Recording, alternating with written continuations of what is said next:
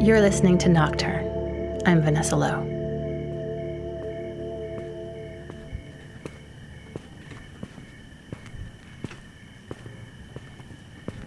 I love to walk alone at night. Traveling around the US, Boston and New Orleans, Lisbon, Barcelona, Uruguay, in Montevideo and Buenos Aires, Istanbul, and Greece, Lithuania, Nepal, and Sri Lanka. Sometimes it's a little scary, but the worst things that have ever happened to me happened in broad daylight. So I'm not any more scared at night than I am during the day. You know, you learn to be on alert, and there's only so much you can do. It's a complete privilege. It's a whole other world. For the last several years, writer Caitlin Meyer has been traveling around the world and taking pictures during her walks alone in the cities and villages she passes through. Her walks take place when few others venture out, particularly women. The middle of the night, or really early in the morning, is probably my favorite time. Like after the bars close. A while after the bars closed, so all the drunks have gone home. So like 3 or 4. That's that sweet spot, that quietest point of the night. Not many people are up and about at that time, so it feels private. And the people that you do see, it feels like there's almost an intimacy.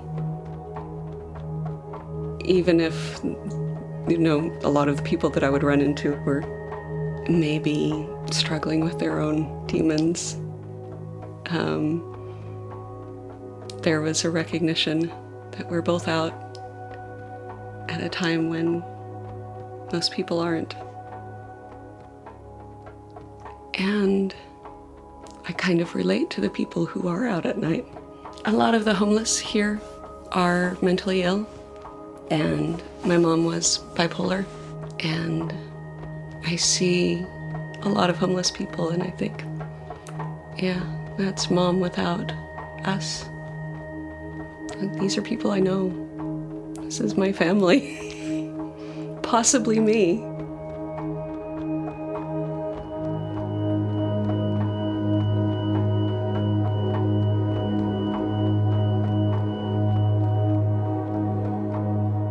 Caitlin's first taste of solo night walking came early, kind of by accident. I don't know if I can name when I first started doing it, but I can remember being 9 years old, and I grew up in Provo, Utah, in kind of the center of Mormon land. My dad was an art professor at Brigham Young University, and he directed a study abroad in Paris for a semester. And I was the youngest of a mob of kids, so it's hard to keep track of 6 kids. And my mom wasn't particularly well, and my dad's a little absent-minded. And this was the 70s. There wasn't the term free-range kids, but that's what kids were. I had my own Metro card, and I could go anywhere I wanted in Paris. And I stayed over at the students' boarding house late one night, and I took the Metro home by myself at 11 at night. I walked home through the streets of Paris. And I was a little nervous. I was a little scared. But I did it. And nothing bad happened. So that's probably the first time I can remember. Many years passed after those first explorations into the dark streets of Paris. Coming from a large Mormon family, Caitlin imagined herself with her own brood of kids.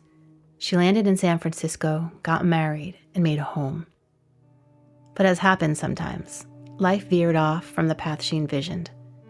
Her dream of a family crumbled dramatically, and an inner darkness began to overtake Caitlin's dreams for the future. This is when Caitlin began to see walking through the night as a way to find peace. When I first started to really claim it was I'd left this lovely marriage with our 2-bedroom flat in the inner Sunset and our garage. And I had moved into a tiny, tiny studio apartment in San Francisco with my boyfriend. We were very closed in together, and I started walking around that neighborhood either late at night, or I'd get up really early in the morning before it was light and go for a run. I loved feeling like the city was mine. Since I left my husband, and then I had a boyfriend, and I broke up with him, I've been living on my own and being a nomad. Gave up my apartment, put my things in storage, and started wandering. I'm always traveling around the world. I'll be in a particular place for 2 to 3 months. Walking alone at night, it's become this great anchoring thing for me. Where others might feel frightened or lost, Caitlin found herself moored by the act of walking alone at night. I'm terrified of inner darkness, of getting pulled under by my own psyche. It's something that I've noticed with all of my siblings. We've all been terrified of finding ourselves living what Mom had to live through. She was a brilliant and ridiculously charismatic and loving woman, but she was deeply depressed for so long and really crippled. And most of us have denied that we have any depression. And the interesting thing is, the one thing we all do in common is we seek out motion. We all have to get outside, and we all have to be in motion. I'm the one that goes out at night, but standing in one place is where the fear is for all of us, I think, of getting sucked under. A couple of years into her nomadic life, Caitlin got rid of everything in her storage locker and was staying in a sublet in Berkeley, California. The internal darkness began to loom closer and more ominously than it had before. The threat of getting pulled under was growing stronger. I was dealing with a lot of emotional uproar at the time. Some of it romantic, some of it to do with spending a lot of time by yourself brings a lot of shit up. And a few months before then, I had been assaulted. I'd been sexually assaulted in an Oakland sublet the last time I was in the Bay Area. So I had all of these things bubbling up inside of me, and I wanted so much to close down and hide in my bed and just drink wine and watch Netflix. That's really what I wanted to do. But I associate staying inside a lot with my mom. She spent a lot of time deeply depressed and bolted to her bed. I knew that the only way out was to go outside and start walking. And, these things would start to overwhelm me, often at night, because if you're a single person, you find yourself alone at night and you find yourself alone with your thoughts. So it was just a way to keep myself from circling the drain.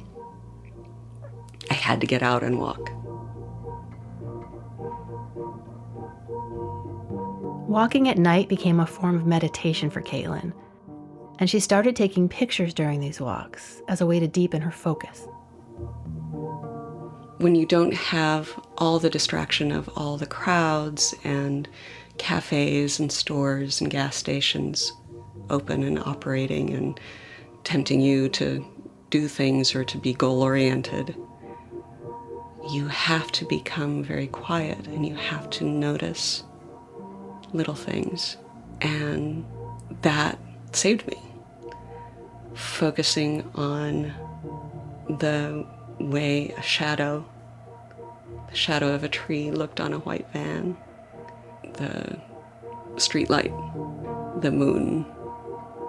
I was never very good at formal meditation, but it's definitely a meditation for me.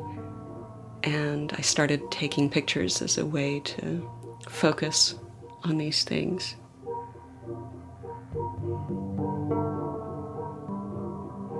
Discovering this astonishing beauty everywhere, in the boxes of foil in a shop window that's closed, but they've lit the boxes of foil so beautifully.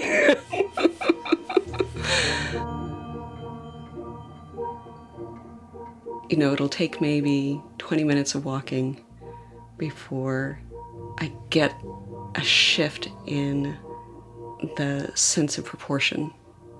In your home, you can begin to think that you're the center of the universe. But out on the street, it doesn't really have that much to do with you. And not in a cold way. You are as essential to the universe as that streetlight or the box of foil in the store window. So it restores my sense of my place in the world. So I started taking pictures, and then I would just post them on Facebook and say night walk. I remember one woman, the first woman, who said, "I love your night walk photos."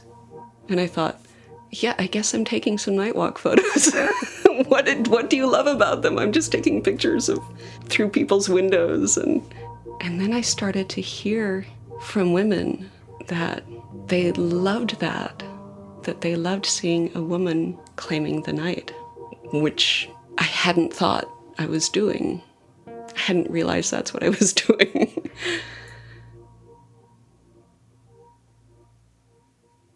When I'm hearing other women tell me that, I realize that we're told that we shouldn't go out at night.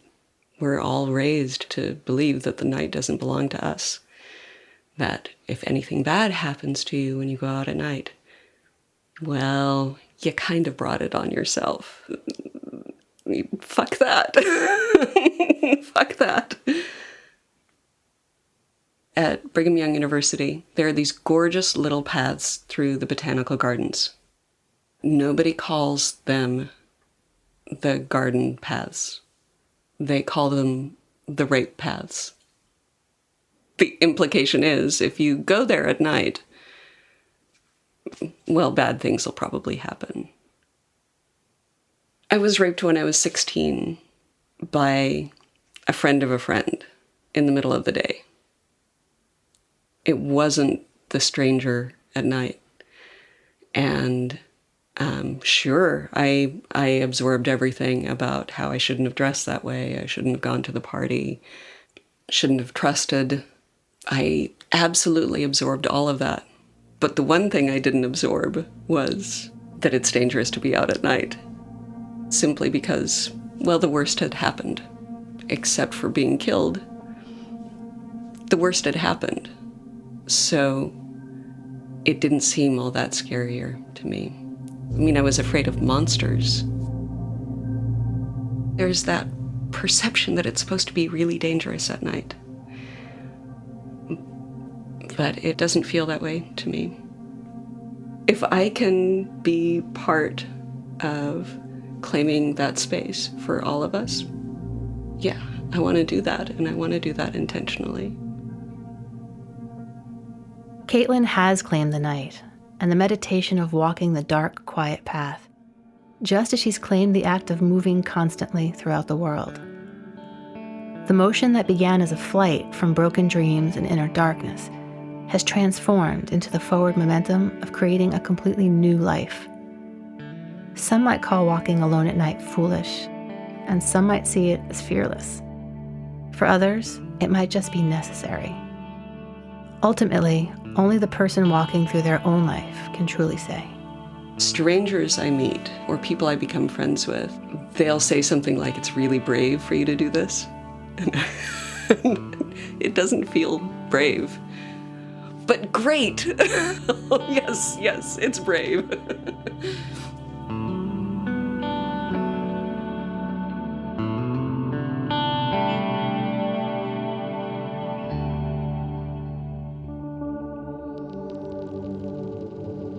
You've been listening to Nocturne. I'm Vanessa Lowe. Nocturne is produced by me and was created by myself and Kent Spartling, who also composed the theme music and most of the other music for this episode. Additional music by David Hughes and Jeffrey Foster. You can find links to Caitlin Meyer's writing and the photographs of her night walks at nocturnepodcast.org. You can also email us there. Nocturne is coming up on its 1-year anniversary pretty soon. And as I look back on the last year, it's been more fun than I could have imagined. There are amazing, beautiful stories in the pipeline that I'm excited to bring to you. And I could really use your help. Producing this show takes a lot of time and work. And if you feel moved to support Nocturne, it would feel even that much more worthwhile.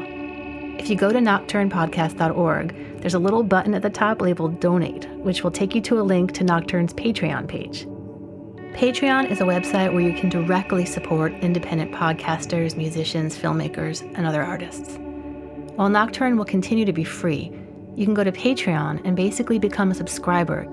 You can donate monthly at any amount, $1 a month, $5, whatever feels right to you, and it would mean so much to me. Nocturne is a proud member of The Herd, that's HEARD, an independent collective of sound-rich storytelling podcasts from all over North America. All of the shows have their own distinct feel and style, including Neighbors by Jacob Lewis. Neighbors tells stories of ordinary people that connect us to ourselves and others. We just going to do a small demonstration because I ain't going to waste my coffee. All right? Because the coffee's hard to come by. So Bobby starts to show us how to make coffee in a sock. First, you have to build a fire. Which we've done.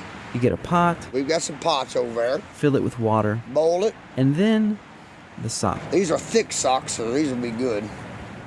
I hate wasting socks. Find out more about Neighbors and the other shows from The Herd at theherdradio.com. Thanks for listening.